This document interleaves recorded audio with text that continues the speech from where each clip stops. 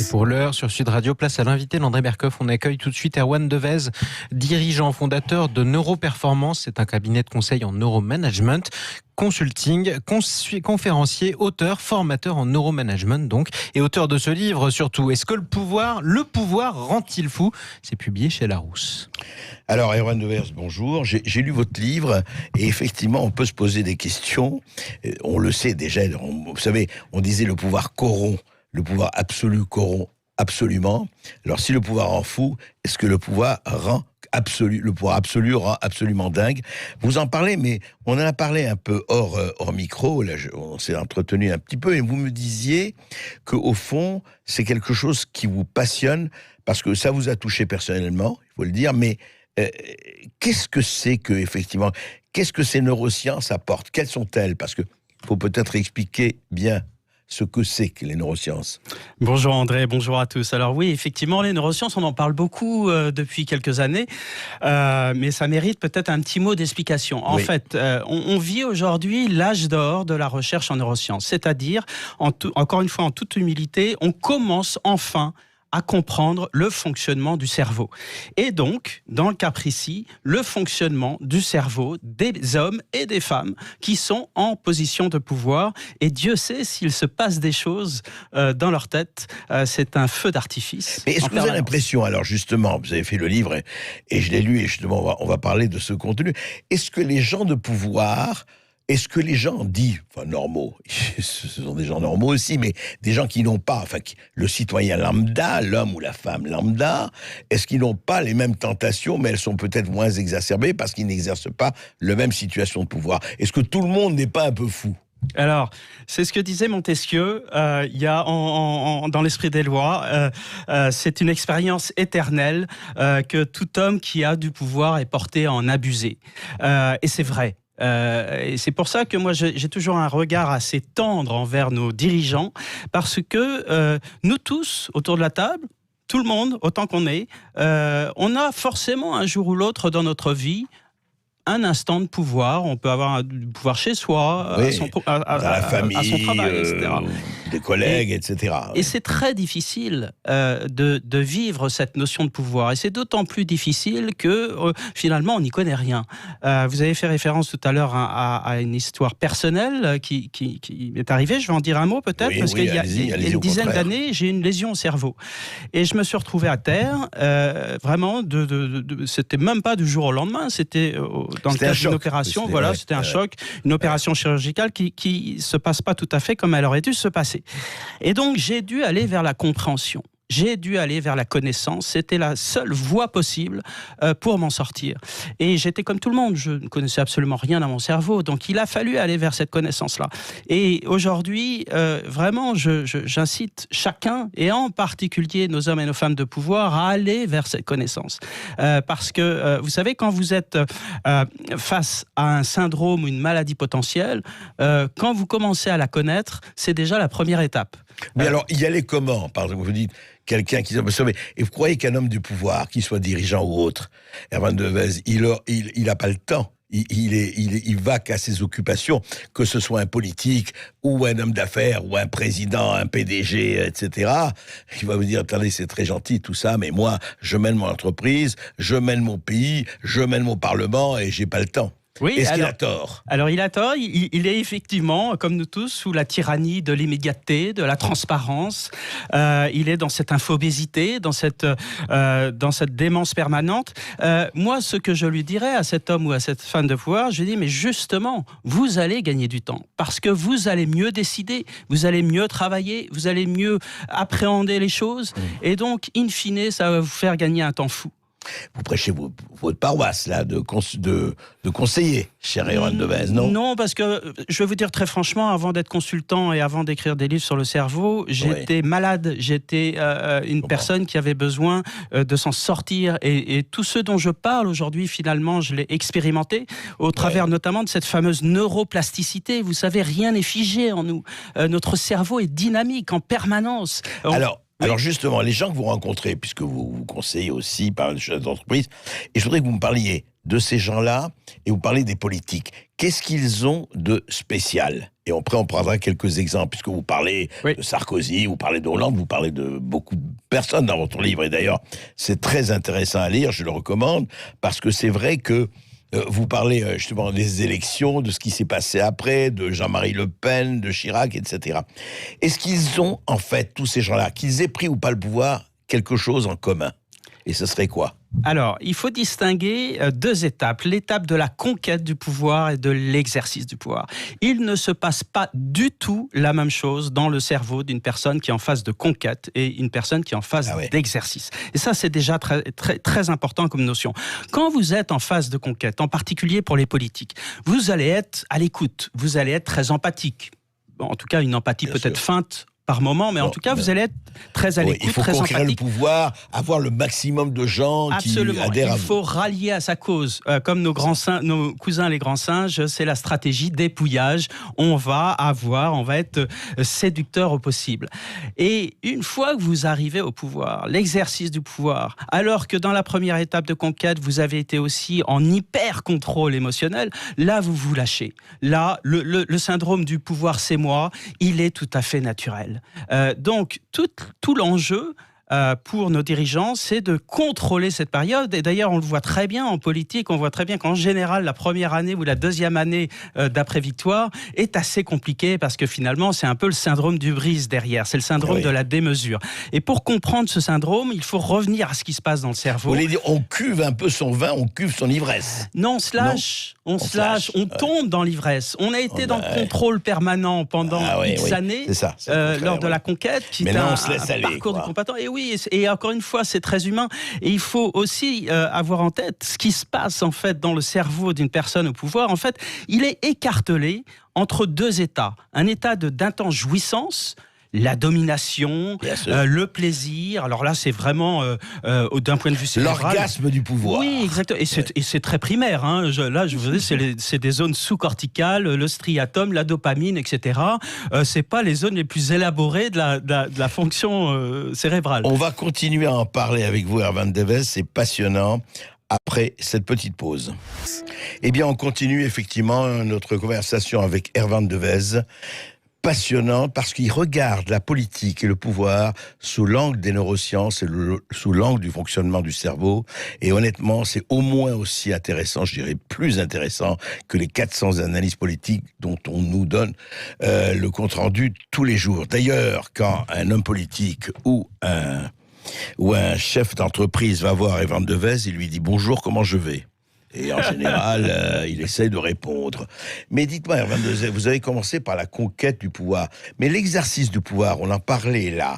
L'exercice du pouvoir, vous savez très bien, on dit toujours, il y a l'état de grâce. Il y a toujours un état de grâce. Quand on arrive, on a gagné. Et c'est à ce moment-là que, normalement, si ça veut dire encore quelque chose de la normalité, le chef d'État ou le Premier ministre ou l'homme au pouvoir ou la femme au pouvoir devrait imprimer les réformes parce qu'elle bénéficie de l'état de grâce. Au bout de 2 ans et demi, on voit ce qui se passe et on le voit en ce moment. Pourquoi il n'y a pas cette volonté-là? Oui, alors ça, c'est quelque chose d'assez terrible, en fait, parce que une fois qu'ils accèdent à l'Olympe, au pouvoir, en fait, il y a ce dont on parlait tout à l'heure, cette espèce de relâchement. Et ils vont faire des erreurs de forme. Il y a cette ivresse, en fait, cette ivresse dopaminergique, neuro-hormonale, que nous, évidemment, on a des concepts tout à fait scientifiques derrière tout ça. Et donc, ils vont faire des erreurs de forme, ils vont aller au Fouquet's, ils vont aller faire telle ou telle erreur, etc., ce qui va amputer leur capital d'action. Pourquoi ils se relâchent? Mais c'est dans la nature humaine. Vous ne pouvez pas être dans l'hyper-contrôle émotionnel toute votre vie. Donc, quand vous êtes dans une phase de conquête, une campagne électorale, par exemple, qui va durer des années, vous êtes dans cet hyper-contrôle émotionnel, c'est bien naturel que une fois accédé, on se lâche. Alors, c'est pour ça qu'il faut avoir la connaissance, en fait, de ces différents risques. Le cerveau est un outil dynamique. Donc, il faut mieux maîtriser tout cela. Et donc, oui, parce pour prendre un autre exemple, on s'est dit, mais cette fameuse réforme de retraite, ça fait 2 ans et demi qu'ils en parlent, pourquoi ils n'ont pas lancé plus tôt? Et d'ailleurs, c'est la question que tout le monde se pose. C'est pas la question. Ce que je voulais vous poser, est-ce que c'est la même chose, à votre avis, chez les dirigeants d'entreprise et les dirigeants politiques? Le pouvoir est là, ils ont chacun le pouvoir. Est-ce que c'est le même type de pouvoir? Je parle toujours sur le plan du cerveau, enfin, de l'activité et de la neuroscience. Alors, oui et non. Oui, parce qu'effectivement, il s'agit d'exercer le pouvoir, donc de convaincre. Non, parce que vous pouvez très bien avoir, et d'ailleurs vous l'avez au niveau du CAC 40, des patrons qui sont d'une très grande discrétion dans leur exercice du pouvoir. Il y en a qui ne donnent jamais d'interview, ils ne se montrent pas, etc. Il y a des patrons qui donnent une interview par an. Alors que quand vous êtes en politique, et a fortiori à un haut niveau politique, évidemment, tous les jours, vous êtes sollicité. Et puis, ce qui est très compliqué aujourd'hui, c'est que finalement, tout se voit, tout se sait, et puis tout se paie. Et c'est quand même vraiment une grande différence avec le monde d'avant. Vous vous souvenez, Mitterrand qui allait chez les bouquinistes, quel président aujourd'hui irait chez les bouquinistes tranquille pour feuilleter des livres. Donc on est aujourd'hui dans un moment très particulier, très sollicitant pour le cerveau, et en plus par-dessus le marché, on se rend bien compte qu'aujourd'hui il n'y a plus du tout de consentement, à l'autorité. Vous voulez dire au niveau de la population? Il y a plus de la population, on voit bien. Je vais vous donner un exemple précis. Oui, le président annonce qu'il renonce à sa retraite. Tout le monde lui est tombé dessus. Moi, j'ai regardé. Moi, je suis un peu scientifique, donc j'ai fait les comptes. En fait, j'ai regardé. Alors, il a 6 000 d'un côté, 14 000 avec le Conseil constitutionnel, donc ça faisait à peu près 20 000 par mois. Fois 12, 240 000 euros. Il a 40 balais. On lui souhaite de vivre jusqu'à 80 ans. Ça fait 10 millions d'euros toute cette histoire. Donc, je me dis, moi, je sais pas vous, André, mais en tout cas, moi, je me dis, tiens, je ne sais pas si je serais capable de renoncer à 10 millions d'euros demain. C'est pas mal. Donc, ça fait pas mal. C'est intéressant, en fait, d'essayer aujourd'hui, et peut-être les neurosciences peuvent, de façon assez surprenante, être utiles en cela. C'est-à-dire que nous, on ne prend pas parti. On n'est pas là, on n'est pas des idéologues, on n'est pas de droite ou de gauche. Les neuroscientifiques, on essaye de comprendre, de décrypter, et surtout de porter à la connaissance du grand public ces notions qui sont absolument fondamentales. Mais en quoi, si vous voulez, ce qui est quand même tout à fait fascinant, alors vous parlez effectivement du consentement, il n'est évidemment pas le même, et avec les réseaux sociaux, d'ailleurs avec tout ça a complètement changé, on est d'accord, mais honnêtement, où en est-on? C'est-à-dire qu'aujourd'hui, est-ce que par exemple, vous, Erwan Devez, regardant quelqu'un, mettons un homme politique ou une femme politique ou un président, vous pouvez, au bout d'un moment d'observation, voir un peu vers où il va aller, sans jouer du tout ni au voyant ni au médium, bien sûr. Oui, alors vous faites bien de préciser cela, c'est pas du tout une baguette magique, les neurosciences, mais oui, effectivement, on voit très rapidement, en tout cas, un dirigeant qui serait un petit peu atteint du syndrome d'hubris, de la démesure. On a un exemple très actuel aujourd'hui. Moi, peut-être un exemple, j'ai été très frappé lors de la conférence de presse de Carlos Ghosn, qu'il fasse référence à Pearl Harbor, par exemple. Oui. Il s'est comparé. C'est-à-dire son arrestation avec Pearl Harbor. Voilà, donc le fait de comparer sa trajectoire personnelle à un événement lié à la Seconde Guerre mondiale qui a fait des millions de victimes, ça en dit long sur une certaine démesure ou en tout cas un manque de discernement. Est-ce que ça veut dire qu'à ce niveau-là, c'est un peu, ils ont l'impression, et encore une fois, on ne leur veut pas, c'est pas un jugement moral ou autre, que le monde entier tourne autour de leur nombril ou d'eux? Oui, alors absolument. Ça, c'est très typique d'hubris, c'est-à-dire cette perte de contact avec la réalité, c'est ce sentiment finalement que seul importe soi, donc son image, ce que l'on pense, etc. Ce sentiment aussi que l'on sera jugé uniquement par l'histoire, c'est-à-dire que finalement il se déconnecte du commun des mortels. Ça, c'est effectivement, on voit ça assez souvent. D'où ce sentiment, on l'a vu avec l'affaire Weinstein, puissant à Hollywood, surpuissant à Hollywood, le sentiment d'impunité aussi. Absolument. Il y a un sentiment qui est très marquant chez ces personnes atteintes d'hubris. Mais du coup, la seule question qui importe, c'est comment on peut faire pour enrayer ces risques. Et alors là, il y a... contre-pouvoir. Voilà. Oui. Exactement, c'est le mot-clé en fait. Il faut mettre autour de soi des contre-pouvoirs. Le premier, le plus naturel, c'est son entourage. Il faut avoir un entourage évidemment bienveillant, supporter entre guillemets, mais il faut aussi avoir un entourage critique. De ce point de vue, sans la connaître personnellement, je pense que notre première dame est extrêmement utile à notre président aujourd'hui. Donc ça, il ne faut pas des lèche-bottes, il faut des gens qui critiquent. Mais bien sûr. Et la deuxième aussi, peut-être une deuxième piste de recherche, et particulièrement en France, c'est ce décorum, ces apparats du pouvoir qui sont absolument hors normes. Monarchie, quand on compare à d'autres démocraties, je ne vais même pas parler des démocraties d'Europe du Nord, mais même à d'autres démocraties qui sont plus proches de nous, il faut bien avoir en tête que déjà, à la base, le pouvoir va nous faire disjoncter. Donc si en plus on en rajoute avec des apparats, des décorums, etc., on n'en finit plus. C'était l'anecdote de l'ancienne directrice de Sarkozy, Emmanuelle Mignon, qui disait que quand les invités arrivaient pour voir le président, au fur et à mesure des salles, au fur et à mesure des antichambres, etc., en fait, ça faisait pchit. Ils étaient remontés au départ et ils arrivaient devant le président. Ils étaient liquéfiés. Un livre passionnant, Le pouvoir rend-il fou, d'Hervan Devez. Hervan Devez, vous restez avec nous. On va avoir les questions des auditeurs. Et Le pouvoir rend-il fou d'Erwan Devez est publié aux éditions Larousse. 0826 300 300. Est-ce que le pouvoir rend fou? Venez nous dire, tiens, ce que vous en pensez. On vous donne la parole juste après les informations sur Sud Radio. À tout de suite. Et le pouvoir rend-il fou? Et qu'est-ce qui se passe dans nos cerveaux quand nous avons atteint un certain sommet? Et on voit ce qui se passe en ce moment. Pourquoi les gens n'ont plus confiance? Pourquoi les gens n'ont-ils plus cette fabrique de consentement qui a bien réagi pendant longtemps et qui maintenant c'est plus là? On en parle avec Erwan Devez et avec vous, auditeurs de Sud Radio. Et je rappelle que Erwan Devez est l'auteur de ce livre, Le pouvoir rend-il fou, qui est publié chez Larousse. 0826 300 300. On accueille tout de suite Jean qui nous appelle de la Loire. Bonjour Jean. Oui, bonjour. Bonjour André, bonjour à votre invité. Bonjour. C'est la seconde fois que vous m'invitez que je prends la parole, donc c'est gentil à vous. Voilà, je voulais demander à votre invité où il situe la conscience dans le cerveau. Parce que la conscience, on n'en parle pas. Enfin, je n'ai pas trop entendu parler de conscience. Donc je pense que les gens agissent en conscience. D'où vient cette conscience? Est-ce qu'il y a aussi au niveau de l'environnement une pression quelconque qui pourrait s'exercer sur nous, justement dans le domaine de l'invisible, je dirais, par exemple? Erwan Devez vous répond, Jean. Bonne question.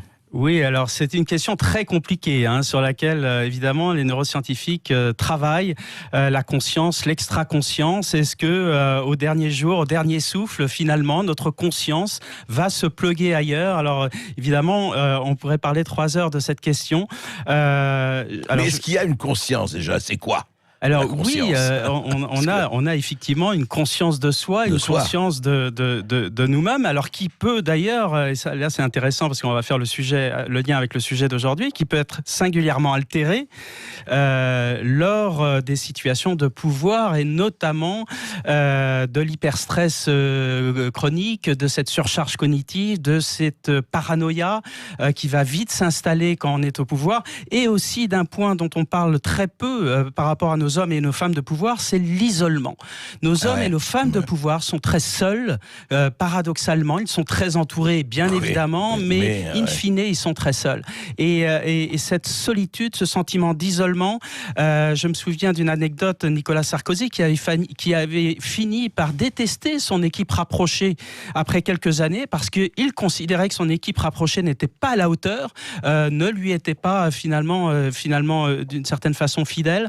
Et ces questions d'isolement et de paranoïa, le phénomène aussi des courtisans, des visiteurs du soir, c'est très compliqué à Les vivre. avatars et les parcours de la conscience, vaste programme, vaste problème. Bon, j'espère que la réponse vous a convenu. Jean, merci à vous de nous avoir appelés depuis la Loire. On retrouve Denis tout de suite qui nous appelle de la Dordogne.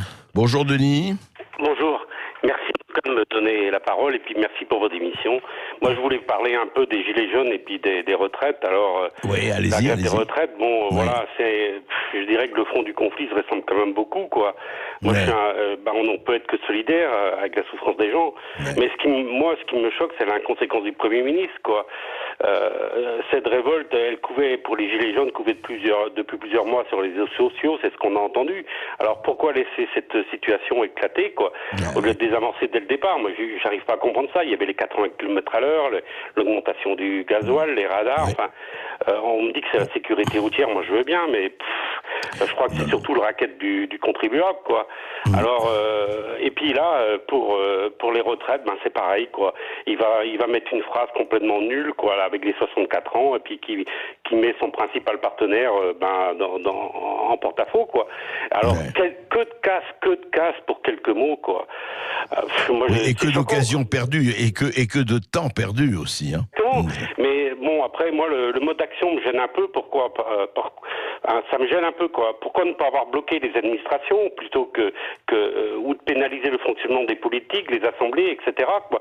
Ou dans les grèves là des retraites, la gratuité des transports, plutôt que de pénaliser les usagers, quoi. Moi, je pense aux petits commerçants, restaurateurs, aux emplois détruits, aux faillites que ces personnes vont devoir payer pour le restant de leur jour, quoi. Moi, je trouve ça abominable, quoi. C'est un gâchis, mais un gâchis énorme, quoi. Alors, les citoyens ne peuvent rejeter que les politiques. Ça rejoint un peu ce que disait votre invité. Les gens, ils sont sur un piédestal, mais qui redescendent un peu, quoi. Les gens demandent une exemplarité. On parlait de l'isolement. Exactement. On voit là, et les députés ont augmenté une indemnité de 300 € par mois.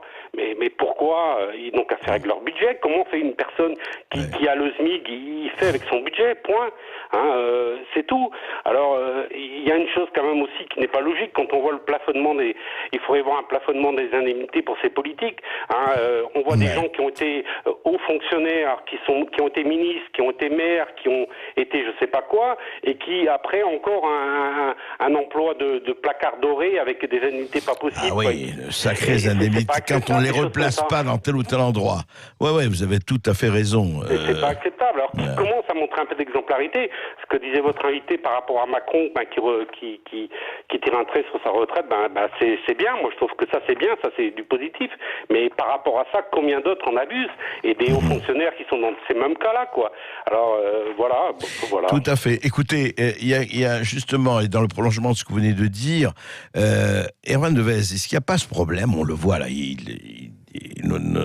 c'est Denis, je crois, c'est bien Denis qui nous dit ça. Nous sommes avec Denis, oui, tout à fait. Et Denis disait une chose très juste, c'est-à-dire que au fond, il s'indigne de quelque chose. Et je veux revenir à la conquête du pouvoir, à l'exercice du pouvoir. Est-ce qu'il n'y a pas autre chose aussi, mais je parle aussi aux neuroscientifiques, aux spécialistes, c'est qu'on a l'impression, en ce qui concerne Macron, mais pas seulement, qu'il a épuisé son énergie dans la conquête du pouvoir, qu'il a épuisé, que c'est une énergie, vous l'avez dit vous-même très très très bien, qui prend et qui mobilise énormément de choses, et qu'il faut faire un travail gigantesque, il faut bien le dire, même s'il a été très bien entouré, même si un certain nombre de gens étaient derrière lui, puissants ou riches, pas le problème. Mais que la méconnaissance peut-être du terrain, parce que lui est jeune, il ne faut pas lui reprocher, mais enfin, il n'avait pas les 45 ans de politique d'un Mitterrand, les 20 ans d'un Sarkozy, les 20 ans même d'un Hollande, qui était à...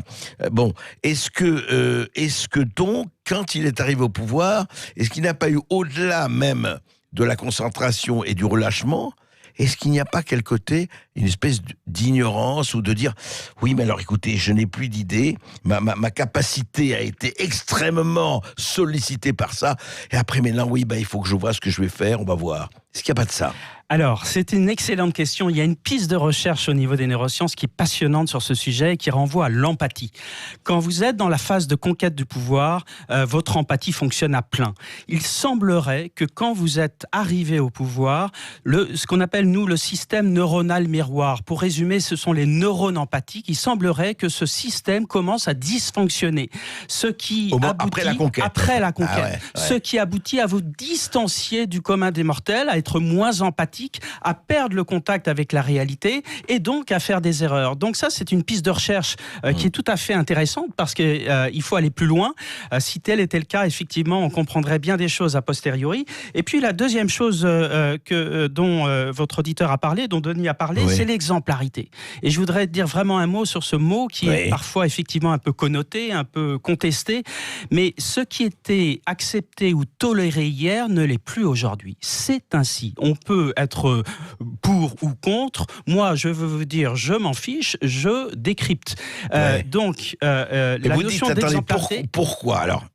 Vous dites ce qui était accepté hier n'est plus accepté aujourd'hui. Donc, pourquoi, à votre avis? Alors, c'est compliqué, ça ferait le sujet d'une émission à part entière. On la fera. Mais juste en attendant, est-ce qu'il y a aussi quelque chose là qui est du ressort, effectivement, de la surinformation, encore autre chose, mais des réseaux de 24 heures sur 24, du tout info, etc., etc. Oui, on a un syndrome aujourd'hui. Aujourd'hui, les neuroscientifiques parlent de guerre attentionnelle. Nous sommes en état de guerre attentionnelle avec une infobésité invraisemblable. On est perclus du soir au matin, du matin au soir, d'informations de tout genre. Et nous n'arrivons plus à hiérarchiser, nous n'arrivons plus à prioriser. Et il faut le dire quand même, c'est vrai que le traitement de l'actualité est particulièrement anxiogène. Et donc, il faut se réserver, pour chacun d'entre nous, et en particulier pour les gens de pouvoir, il faut se réserver des plages de sobriété, des plages d'abstinence. D'abstinence médiatique. Abstinence médiatique. On citait tout à l'heure en antenne un président qui expliquait qu'il fallait donner du temps au temps. Les dirigeants doivent absolument aujourd'hui donner du temps au temps. Absolument. Et c'est vrai que c'est très très important parce qu'on le voit bien sûr que ça ne peut plus marcher de cette façon. Et on voit bien, vous savez, on reçoit beaucoup d'auditeurs dans l'émission, enfin des témoignages, etc. Et les gens effectivement s'indignent beaucoup et à juste titre. Et en même temps, ils se disent mais qu'est-ce qu'on peut faire? Parce que est-ce qu'il n'y a pas d'un côté, alors justement, vous c'est le sujet de votre livre, un sentiment d'hubris, un sentiment d'isolement, un sentiment d'impunité peut tout faire. Et est-ce que à augmenter de l'autre côté, c'est pas le sujet de votre livre, mais quand même, vous connaissez ça, un sentiment d'indignation doublé d'un sentiment d'impuissance qui, au fond, augmente cette indignation parce qu'on dit oui, c'est comme ça, mais je peux rien faire. Oui, mais je crois que cette question du pouvoir, de notre rapport au pouvoir, en fait, exprime aussi toutes nos contradictions. Nous sommes dans une illusion, chacun d'entre nous, totale par rapport à Jupiter, par rapport à ses leaders providentiels. Personne n'est providentiel aujourd'hui. Il faut arrêter avec cela. Et effectivement, le comme fait disait comme Clémenceau, les cimetières sont remplis de gens irremplaçables. Ouais. Et oui. Et le problème, c'est qu'aujourd'hui, évidemment, on va y croire, on va se dire, allez, tiens, c'est l'homme providentiel, c'est l'homme qu'il nous faut. Et évidemment, quelques mois après, nous allons déchanter. Et quand même, cette appréhension du pouvoir qui est un petit peu adolescentrique parfois, hein, finalement. On remet notre destin dans les mains d'un autre de façon assez aveugle et on est déçu et donc forcément s'accumulent les frustrations. Nous avons aussi notre propre examen de conscience à faire comme citoyens par rapport aux gens de pouvoir. Si on veut modifier notre rapport au pouvoir, effectivement nos dirigeants doivent profondément transformer un certain nombre de choses au niveau comportemental, etc. Mais nous aussi, nous devons aller vers un petit peu plus de... Oui, revenons vers notre responsabilité à nous tous, citoyens, hommes et femmes de ce pays, parce qu'on a toujours tendance, tous, hein, tant que nous sommes, à rejeter sur l'autre, oui, mais c'est sa faute, et moi j'y suis pour rien. Non. On y est pour quelque chose. Oui, et alors là, je reprends ma casquette de neuroscientifique. Vous savez, quand on rejette la faute éternellement sur les autres, etc., on ne rend pas service à son cerveau. On active le circuit de la menace, le circuit cérébral de la menace, on inonde nos cerveaux de cortisol. Et que fait le cortisol à long terme? Il va détruire nos neurones. Donc, oui, à ce point. À ce point. En fait, il détruit, il fait exploser les corps cellulaires des neurones, des cellules. Donc, activer en permanence ce circuit de la menace, c'est catastrophique pour notre cerveau. Et donc, là, je reviens à l'autre pendant, c'est-à-dire la pensée positive. On a souvent associé la pensée positive à à des choses un peu naïves. Pour diriger, il faut être dur, testostérone, etc. C'est en contradiction fondamentale avec les découvertes des neurosciences. Donc, être positif, avoir un biais positif sur les choses, modifie de l'intérieur votre cerveau, modifie vos équilibres neurobiologiques, rend service à votre cerveau, le renforce. Donc il faut aussi aller vers ces voies-là. Je rappelle quand même à nos éditeurs que dans toutes les études internationales, la France est périodiquement un des pays les plus pessimistes au monde. Au monde. Plus pessimiste parfois que des pays qui ont été sur les 20 dernières années en guerre. Il faut s'interroger là-dessus. En tout cas, vous pouvez combattre ce pessimisme en lisant le livre d'Erwan Devez. C'est une première médication, mais ce n'est pas la moins bonne. Et je rappelle que ce livre s'appelle « Le pouvoir rend-il fou ?», publié chez Larousse. Merci à vous, Erwan Devez. Merci à vous. Je rappelle que vous êtes fondateur aussi de Neuroperformance, qui est un cabinet de conseil en neuromanagement. Merci à vous d'être intervenu sur Sud Radio. André Berkoff revient demain à midi dans tous ses états sur Sud Radio, mais heureusement, pas au pouvoir. Pas au pouvoir. Surtout pas au pouvoir. La suite de notre journée. Oh, on n'en sait rien. Le ciel nous garde. La suite de notre journée à l'écoute de Sud Radio. Jacques Pessis pour les clés d'une vie qui reçoit son invité Gaëlle Billaud-Dano qui est comédienne. Belle journée à vous sur Sud Radio.